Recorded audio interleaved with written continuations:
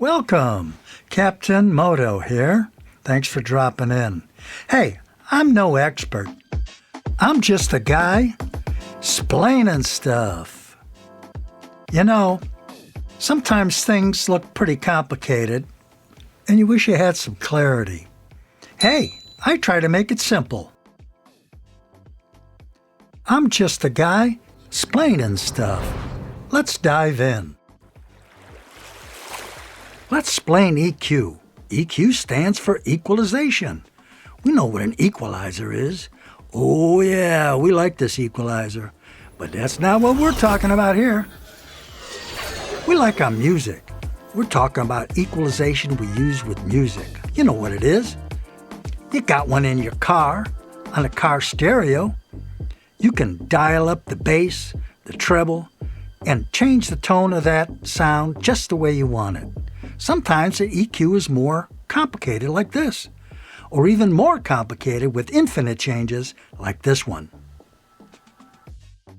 But before we explore that, let's just back up a bit. What is sound? Sound starts with a source, a drum, an instrument, a vocalist, and they move air molecules. Well, there's no air in outer space, so there is no sound in outer space. Our ears pick up that sound, send it to our brain so we can interpret what it is. We perceive amplitude, otherwise known as volume, and we measure that in decibels, whether it's a quiet whisper or a loud explosion, or something in the middle like music. We also perceive pitch, something like a bass guitar that's low, or high-pitched like a canary, and we measure that in frequencies from 20 hertz to 20 kilohertz. Why? Because that's the range of human hearing. Although, there are things below and above our hearing range, such as the low rumble of an elephant or a high pitch of a bat.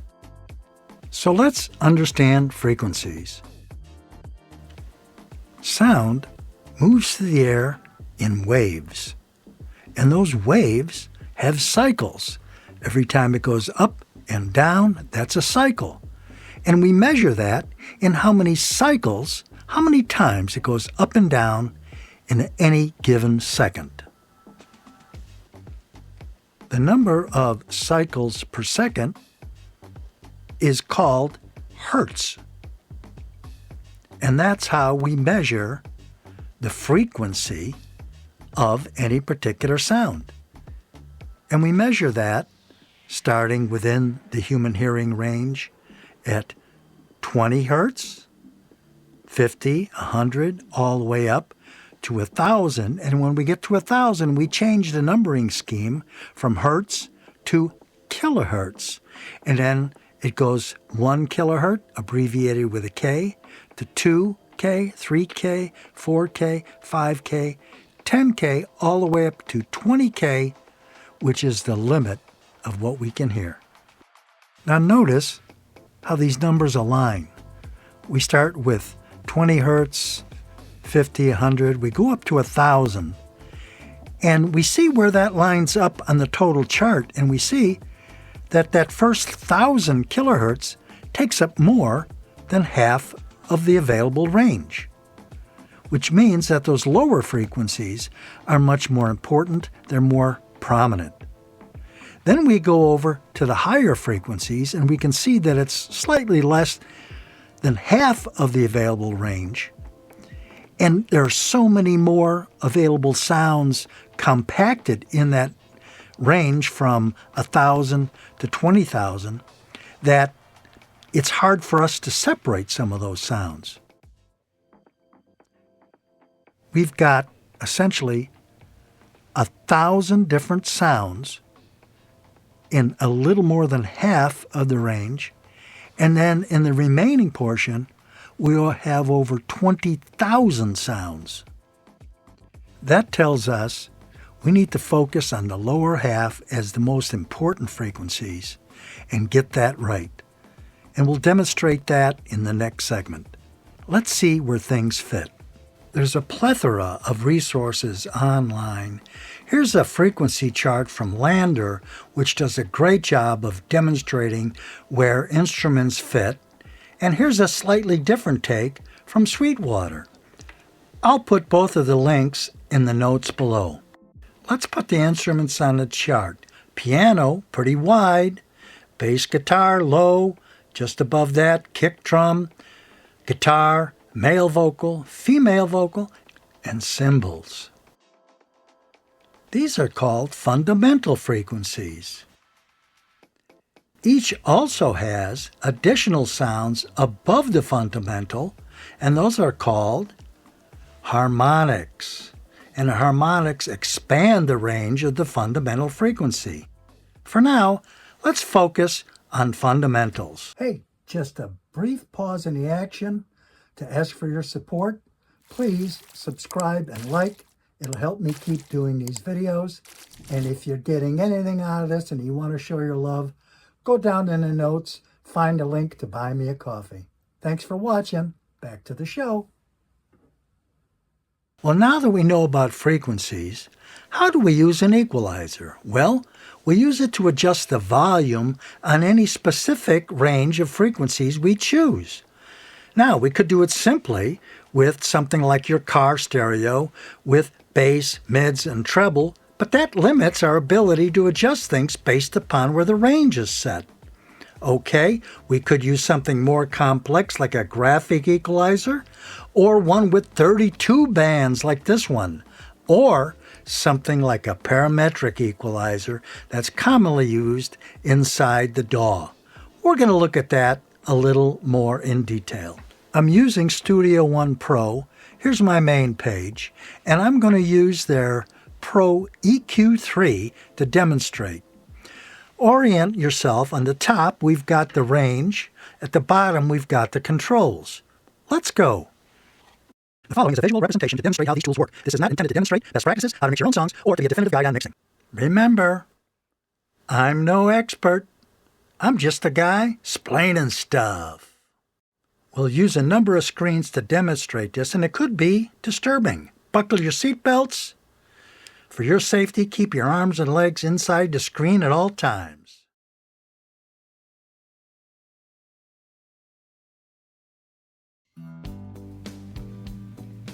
Okay, we're in the DAW now.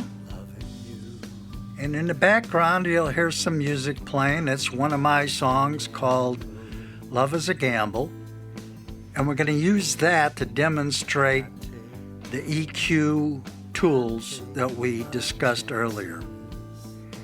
Hope you don't mind me having a little fun earlier on when I put that little warning out. The intent of that is just to remind everybody this is not a tutorial on how to mix or how to apply EQ to any of your particular songs. What this is a visual demonstration of what EQ is and how do you use this particular tool inside Studio One that I'll be demonstrating. Now, I think it goes without saying that the experts, the pros, are always going to tell us, mix with your ears, not with your eyes. And with the modern tools we have, it's very easy to be drawn into using your eyes to look at all the available information we have. And I would say, for a lot of us, as we learn to improve our hearing skills and get better at making mixing decisions, sometimes we find it necessary to lean on these visual cues to help us see and hear things that we quite haven't honed our skills to do yet. So, having said that, this is, after all, a video, and I'm going to be using a few visual tools and displays to help demonstrate what I'm talking about as we proceed. Okay, having said all that, what you see on the screen here is a spectrometer, and it is analyzing the song that's playing in the background. I'll wait for the song to loop back around and you'll see it start dancing again. Okay, so here's the spectrometer. And again, just to orient you, this is decibels on the left from low volume to high volume. Going from left to right are all the frequencies we discussed from 20 hertz all the way up to 20 kilohertz. And all the dancing little blue columns are the individual or groups of frequencies that are inside the song. The first thing I notice is that this curve, this frequency curve, is rather normal for a audio mix, because what we're trying to do is fill up all the available buckets of sound we have, all those various ranges, lows, low mids, high frequencies. We want our song to occupy all those spaces so it's a pleasing experience, and we're getting all that the mix has to offer. So this looks fairly normal. We've got a good representation across all frequencies. And the next thing I'm going to do is I'm going to dial the volume up on the song a little bit, and we'll listen for a second.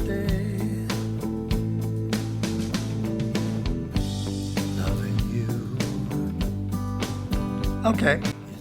Now, of course, I'm familiar with this song. And this is a rough mix of the song that has now been released, called Love is a Gamble. It's out there on all the streaming sites. In any case, what I see here, I'm looking for opportunities and listening for opportunities to improve or correct.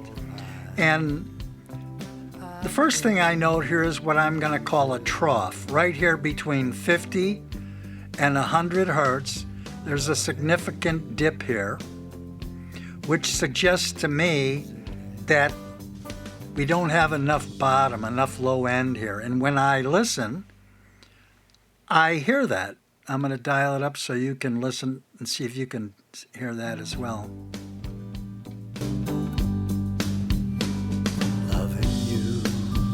We've got some bass in there, but I think it could use a little more, and it's demonstrated by this trough that may be true.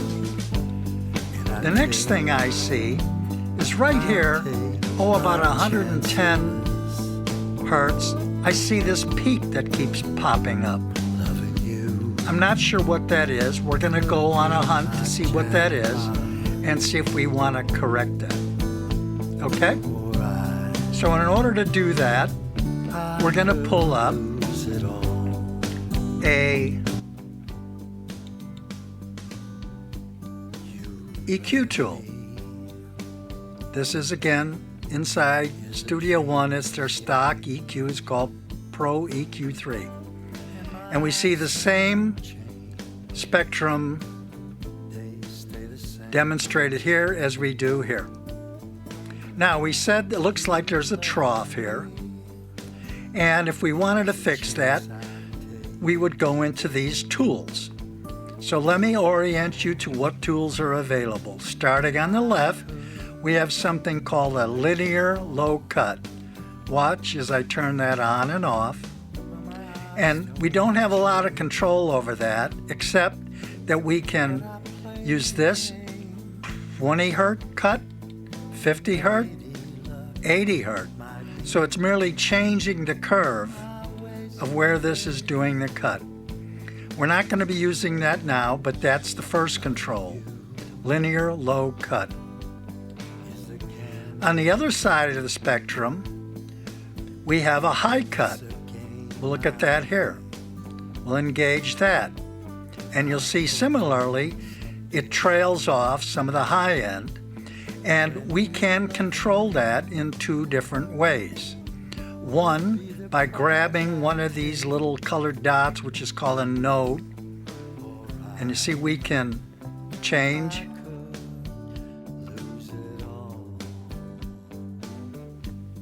all the high end has gone away. So we can change how much we take out. We can do it there, or we can do it down here with the control knob. Same thing. We're moving the node further and further down the spectrum and taking more and more high end out.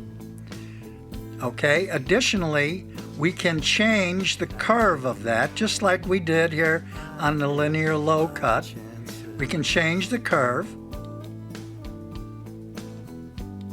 to a steeper curve, steeper yet, or yet even steeper. We'll use this sort of gentle curve. The other thing we can do is we can set that. Oh, excuse me. We can't set it another way. My error. I'm gonna address that on another one of these nodes. So we have 6, 12, 24, 36, 48. We'll leave it at 12. We're not going to use it right now. We'll turn that off. So we have the linear low cut. We have the high cut. And here we have the frequency band cut into 1, 2, 3, 4, 5 different broad frequency bands. So the first one is, we're going to call that low cut. We'll turn that on. It's doing something similar that the linear low cut did. Excuse me, but we have more control here. We can move that around more, where, if you recall before, we only had 3 choices. And we can change again how steep that cut is, okay?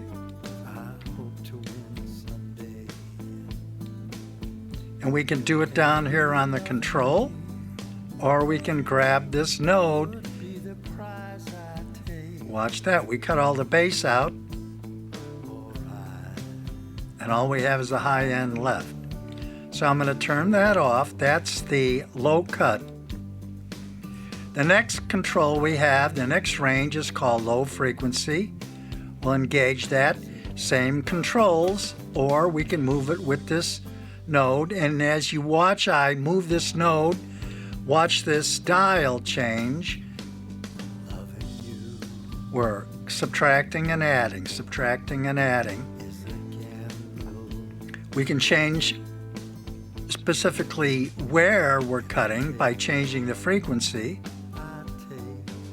And again, we can move that frequency here or here. And then the next thing we can do is we can change the shape of this bell curve to be very, very narrow or very wide. We can use our mouse, or we can go here to what's called the Q control.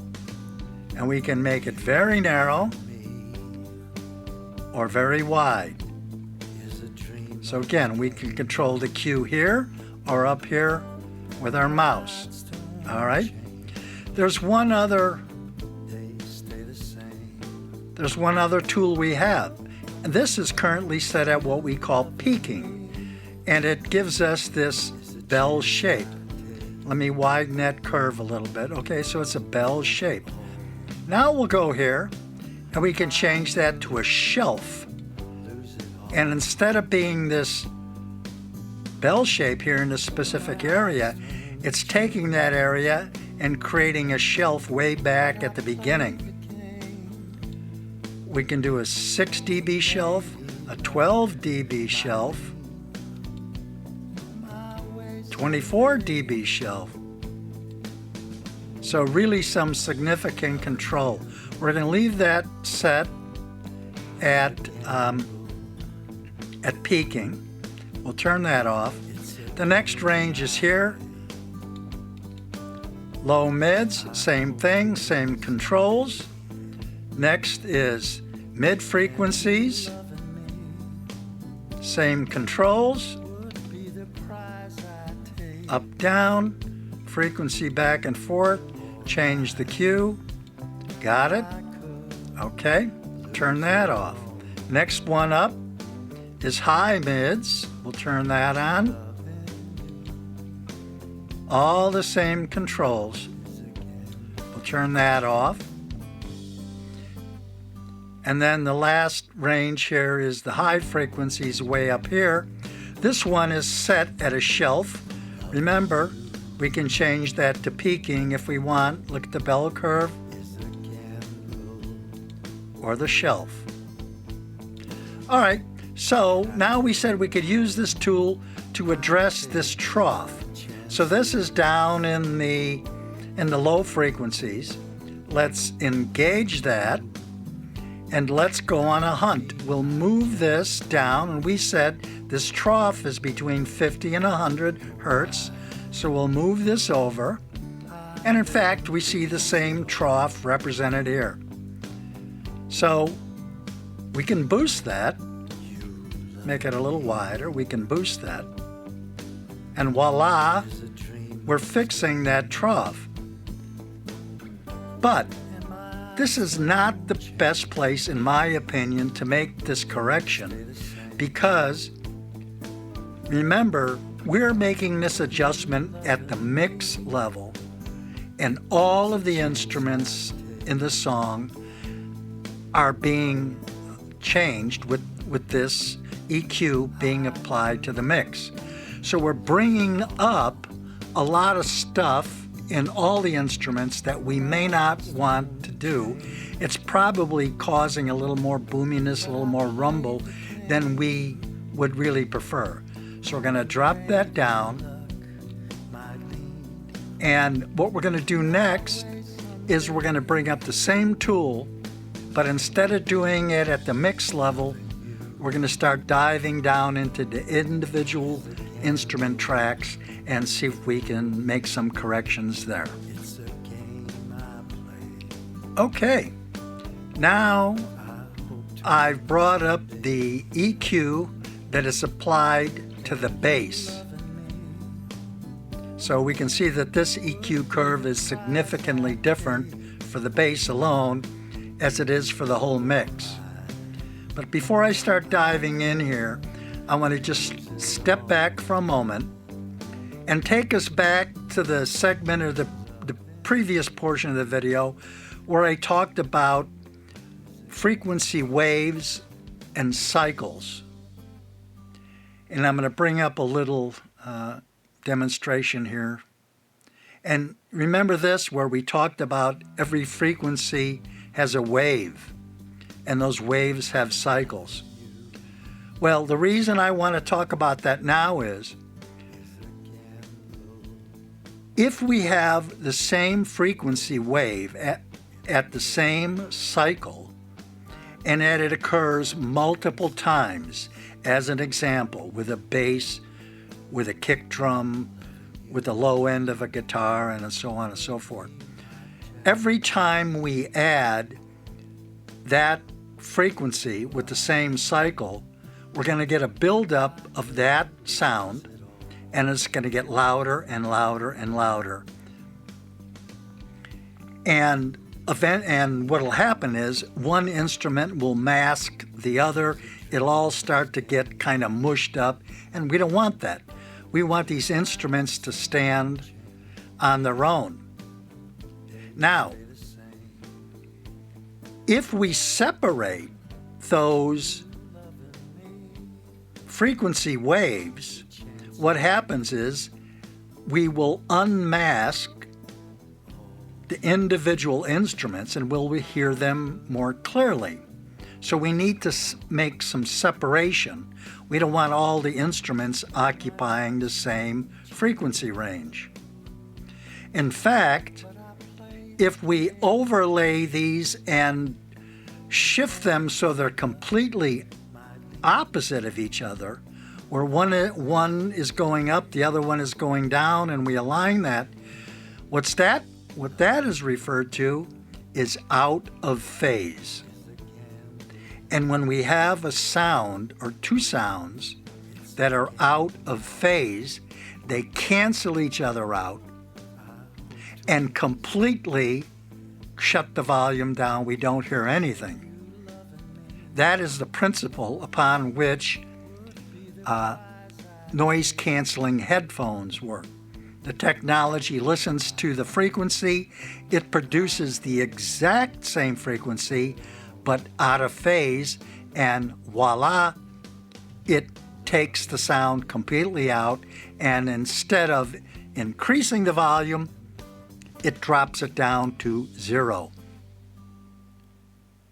So, as we dive into these instruments and look for opportunities to make corrections, we need to be aware of this masking effect and the phase and out of phase situation, so we avoid that, because one instrument playing the same note at a slightly different time will be out of phase and we won't hear it at all. In a dense mix, we may not notice it, but it will be gone, and that's why it's always appropriate to double check your mix, sometimes against your soloing the individual instruments, even though most of the time we're making mix changes within the mix. All right, sorry for being so wordy. Now I have the Pro EQ assigned to the bass, and what I did earlier was make some changes, and here's what I did. I was trying to address that trough over here between the 50 and 100, so I brought up a significant amount of the low end of this bass, because remember, I was saying I didn't hear enough bass. The next thing I did here is I made a big cut. Well, why did I do that? Well, recall here we had that peak at 110, and I'm going to cut that out. A very narrow little cut at 110. Then I'm coming up here and I'm adding where the bass is going to have what we call growl. I'm going to boost the gain on that area. Let's see if you can hear that. Here, let me solo the bass.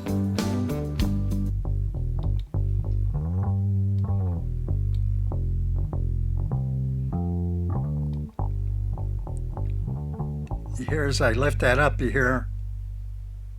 Okay, wait till it starts again. You hear that? I want some of that, but not all of it. So we're going to leave a little bit of that, what we call growl there. And even though the bass had some activity up here in the high end, I just cut that all out with this high cut shelf. Okay? So that's what we did with the bass. I'm going to close the bass. The next thing I did was I'm going to look at the drums. I'm going to bring up the EQ on the drums, and you'll see that this spectrum here is pretty full with the drums, and that's because this drum track we're looking at is the drum bus. It has all of the parts of the kit in there: the kick, the toms, the snare, the cymbals, the hi-hats. So we've got frequencies across multiple ranges. It would be more appropriate for us to do these corrections down at the individual track level for each of the drum pieces, but we're not going to do that. For purposes of this demonstration, we're going to work on the drum bus. And I'm going to turn on some changes that I want to make. And here's what I did. I made a cut down here a low cut, and I made a linear low cut at 20 hertz because what I want is to leave that space for the bass. I don't want the drums interfering. But I do want to hear that kick, so I boosted the area where it's sort of the kick's fundamental area. Next I went up here and I boosted a little bit. Remember, this is the whole kit. I wanted to hear a little bit more of the snare. Listen.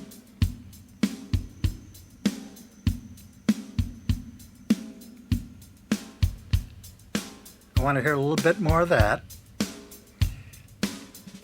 Then I wanted to add something here to pick up a little bit of the body of the cymbals. And then I put a high shelf in here so we can pick up a little more of the hi-hats and all the sizzly stuff there. Okay? So we'll close that. We'll take the drums off of solo, and we'll go to the next instrument, the acoustic. Let me go back. Let's solo the acoustic.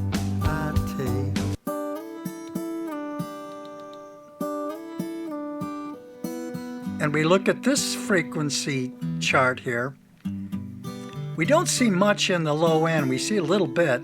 And that's because when I recorded this, I knew I didn't want a lot of the bass on the acoustic because I knew I would be adding an acoustic, a bass, and an electric guitar. And I didn't want the acoustic or the electric filling the same space I wanted to preserve for the bass. So when I recorded this, I put a frequency cut on. And let's see what additional changes I may want to make here.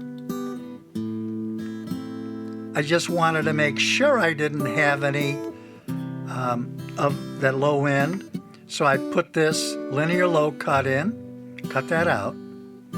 But then I wanted to bring back what I might call the body here.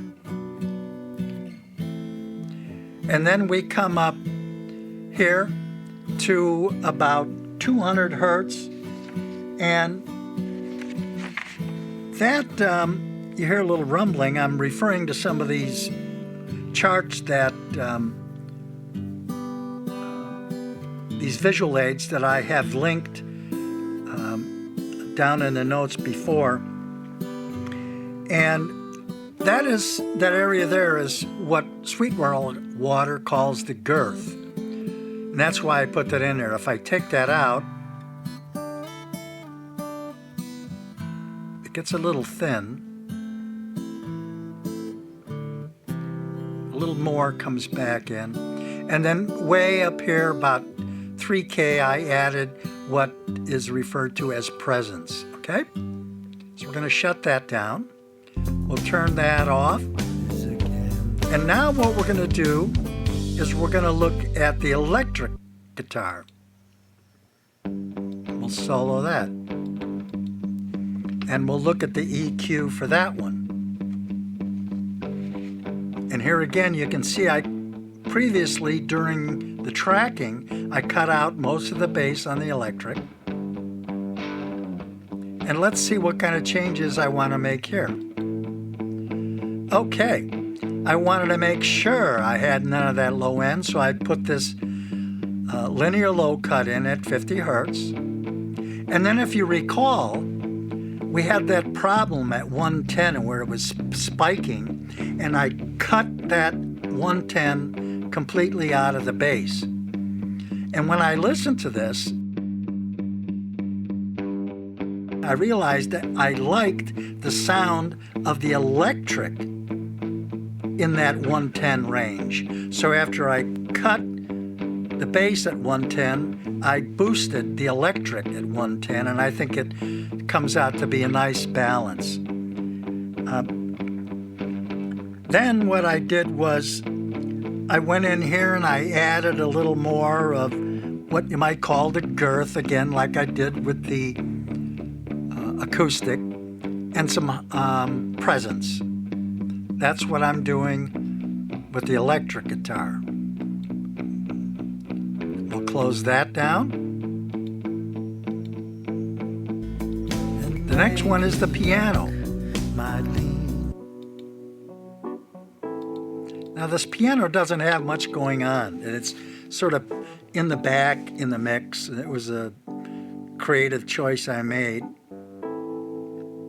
And you can see that it's primarily here in the low mids where it lives.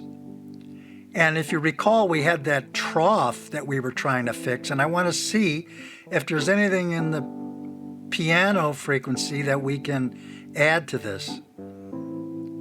Not much, but I did boost here right about 80 to 100 up, so I bring some of that low end of the piano in, and then again I added some of what we call presence way up here, about 3K. Okay, the last one we're going to look at is the vocals. We'll solo that.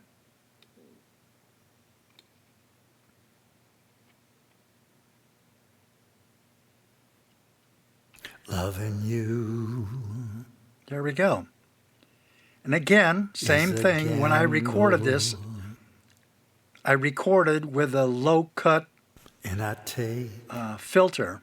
So we have no low end in the vocals. Let's see what I want to do here. I wanted to make sure that low end was gone. So what I did was I applied this low cut here.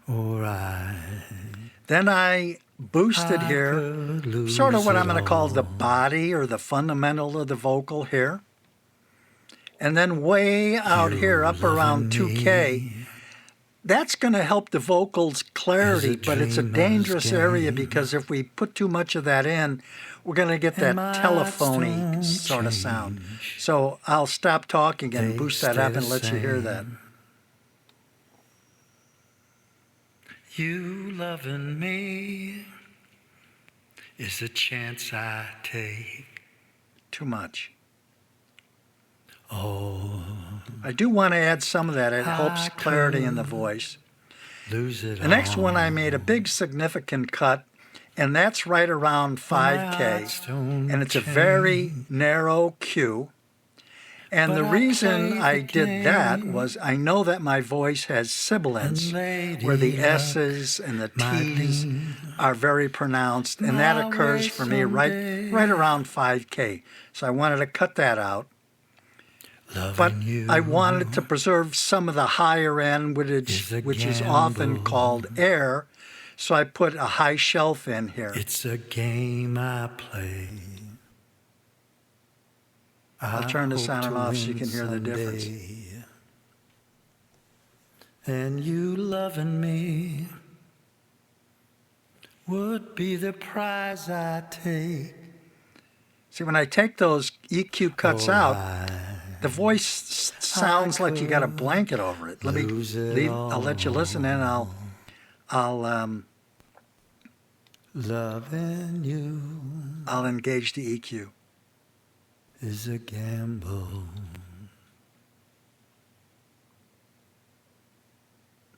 Oh, great. I made that just at the point where I'm not singing. Hold on, it'll come around. Loving you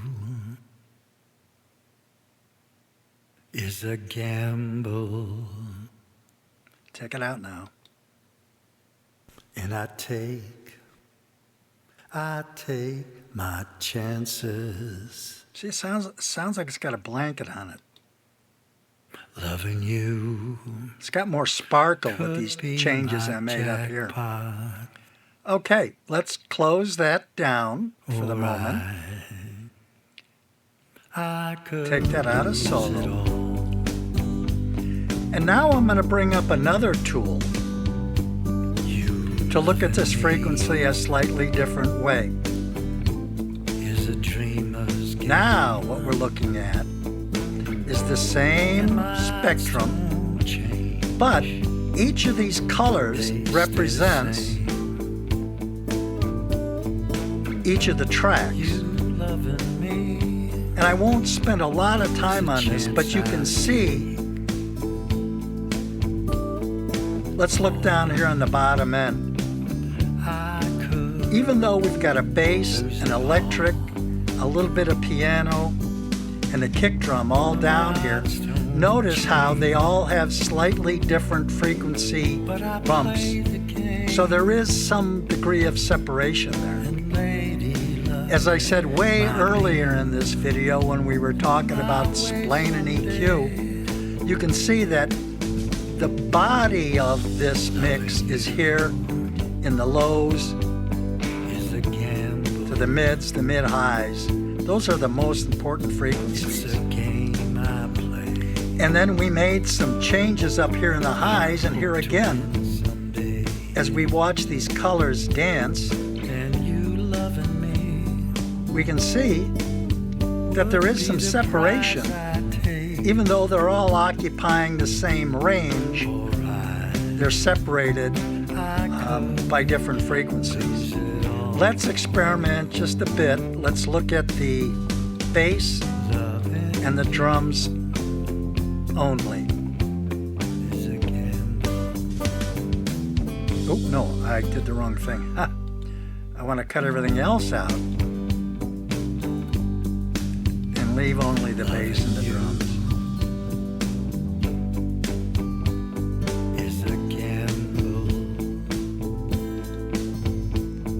So there's the drums, the kick, toms, snares in here, hi-hats, cymbals, and then we'll put the bass on.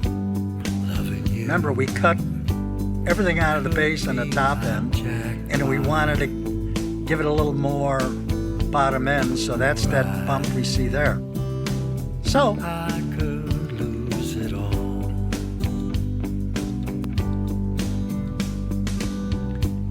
let's look at, let's see how the bass, the acoustic, and the electric marry up. They stay the same. You loving me. So there we have the three guitars.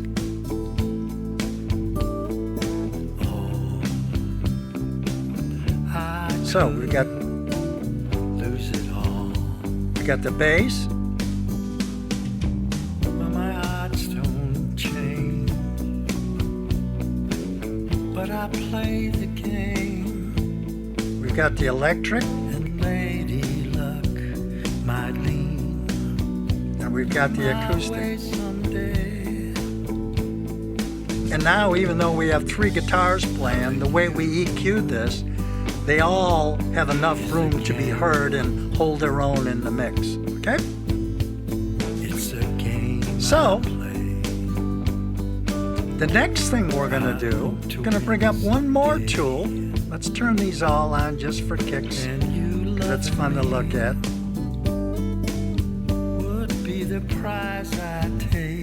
The next tool we're gonna bring up is this. We're gonna bring up Ozone, which is a mastering tool. And I would say, as I listen to this mix, after all these changes, both with my hearing and visual, let's say I'm happy with this mix. Let's assume we have the volume balance, the panning, the reverb, the delay, everything the way we want it. Now we've adjusted all the EQ and we're happy with the mix. Well, in many cases, a lot of people will want to take this mix and now have it mastered. So I'm going to bring up, let me get out of here, we're going to bring up Ozone mastering tool. There it is. And when we bring up Ozone, this is typically what we see, and we have an equalizer, something they call a stabilizer, impact, imager, dynamic EQ, maximizer. We're not going to mess with that. I'm going to turn off the EQ. And we're going to, again, just use a visual tool. And I'm going to use what they call You Loving Me. the assistant with tone match. And here's what this is going to do for us. The thick blue line represents, I'm going to turn the volume down a little bit here so you can hear me a little better. The thick blue line represents what Ozone believes to be an appropriate EQ curve for a specific genre. How do they do that? They listen to thousands of hit songs in that genre, and they model it and produce that model here to suggest that this would be a good target. Now remember, I said this EQ key curve up here is fairly normal looking, and you can see that it's not too far off from what they suggest. The blue line is what they recommend. The white line is my mix. And we're close, but no cigar. Let's look at EDM as a genre. I don't know about that. Wait till it comes around again.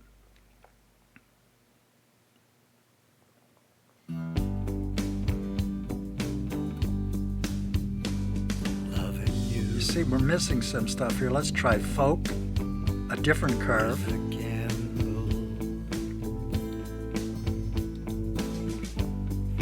Let's look at jazz. Let's look at, do we look at hip hop? Now, interesting, when we look at this hip hop blue line recommended curve, we can see that hip hop is looking for a lot more bottom end. After all, hip hop and rap is about the beat, right? And we don't have that in my song. I think my song is somewhere in the neighborhood of R&B. See, I'm a little better aligned with that, or pop. Pretty close. So I would say I'm pretty happy with this, but if we wanted to use Ozone to make additional EQ changes, we would engage that right here.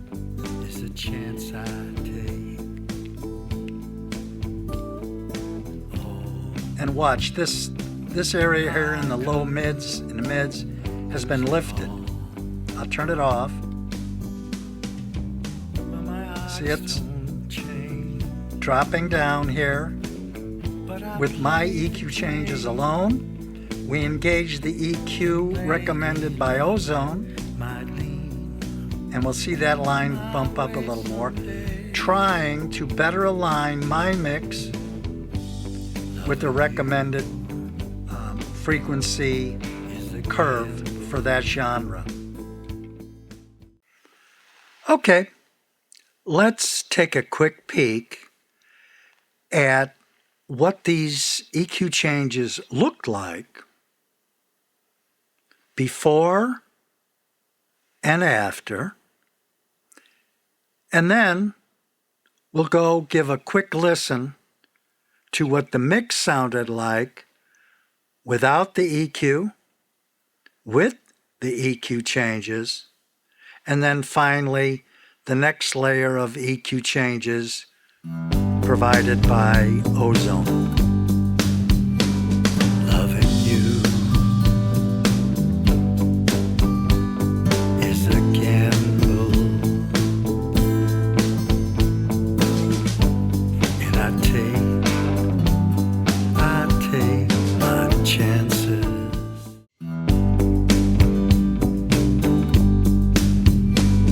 Loving you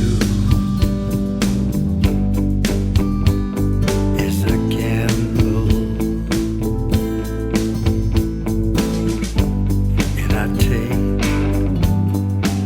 take my chances.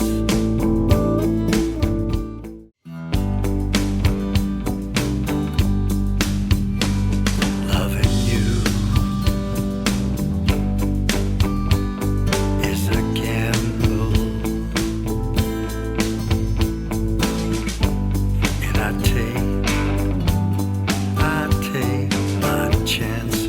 So, boys and girls, that's a wrap.